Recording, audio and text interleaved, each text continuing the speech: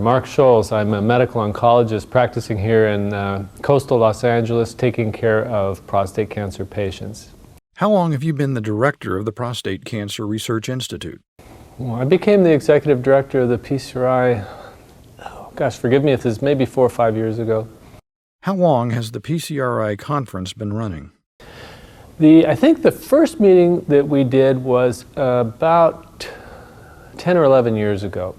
And over the years, it's probably about every other year we've done a meeting, although recently we've been doing them annually. PCRI has always been tied to Dr. Strum and your medical practice. Where is the distinction between the missions of the organizations? Well, the PCRI was originally started through a grant from the Daniel Freeman Foundation, and the vision for Dr. Strum and myself was to create educational materials for men with prostate cancer. And it started with a helpline. Harry Pinchot was one of the early employees of the PCRI. And it's expanded into basically 4 major outreaches. 1 are these conferences, 2 is the helpline, which continues to this day, 3 is our quarterly newsletter. We have a circulation of about 20,000 people, and then the website. And we're getting about 2,000 visitors a day on the website. Harry Pinchot had great vision. How are you planning to move forward with it and have others carry on his vision? Patient education is a moving target because we're seeing an advent of so much new technology. And so the information you provide then gets outdated fairly quickly. So it's a moving target. And to help us with that, we've recently hired Bill Cavanaugh, who was a close associate of Dr. John Blasco, who just spoke at the conference today. And he is helping us develop our website, as I think our website is our main focus right now because of the large volume of people that are using the web now. And he's focusing now, our most recent project has been to develop a program where men can start putting their data into a database, and then at the same time they'll be able to get out the other information that men have put into this database. So they'll be able to look at the type of outcomes and profiles of men that have similar stage and type of prostate cancer, what they've done, and what kind of outcome they're going to get over time. Up to this point, our most recent campaign has been the What's Your Type campaign. Our feeling in the education process is that there's so much confusion created by thinking of prostate cancer as a single illness. And that if we can get into the mindset of the doctors and patients alike that prostate cancer comes in distinct types, the low, intermediate, and high-risk types, each of which requires a different type of treatment, that will get rid of a lot of the confusion as to why men are getting different kinds of treatments and why some do well, some don't do well, and that men will be able to select better treatment.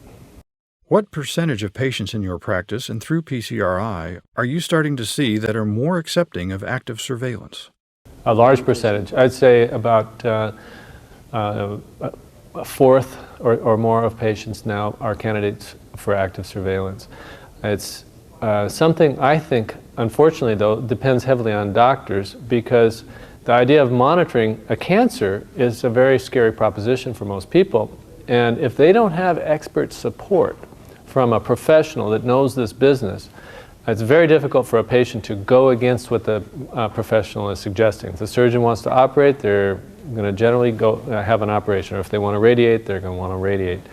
So there is an openness to active surveillance in clients that I see, but I also realize that there's a great need for emotional scientific support so that they believe that they're truly doing what's in their best interest and they're not just acting like ostriches and putting their heads in the sand. A number of prostate cancer groups came together and started to produce joint messages regarding advocacy. PCRI has a unique personality about advocacy issues. Can you tell us a little more about that? The advocacy issues were brought before our board, and apparently our 501 nonprofit is set up for education but not for advocacy, that we would actually be endangering some of the legal underpinnings, and I don't understand all of this. So while we completely are wholeheartedly behind advocacy for prostate cancer, we don't have that as our primary mission. We feel like we have to educate. And this has been actually frustration for us, because the other aspect of this is just limited resources in terms of trying to do one thing as well as we can. And we provide much of the materials for the different support groups that are used in these, this conference. Videos will go out and be used at support groups. And we want to get a high quality product out there for people and not become so dispersed in doing things in a half-baked way. But I will tell you, my personal heart for advocacy is, it just bleeds. And I think the talk this morning from Dr. Mulhall was just absolutely fabulous. And you can see how men are just not getting information. And this is partly a lack of education, but it's partly a lack of advocacy. Right. And so I think that there are two equally important issues, but we've had to make some hard decisions based on budget and the way our own legal status is set up. So that's a very good description. It's a little schizophrenic because we're 100% behind the idea of advocacy. What are PCRI's priorities looking toward the future? Well, we're very hopeful for the future.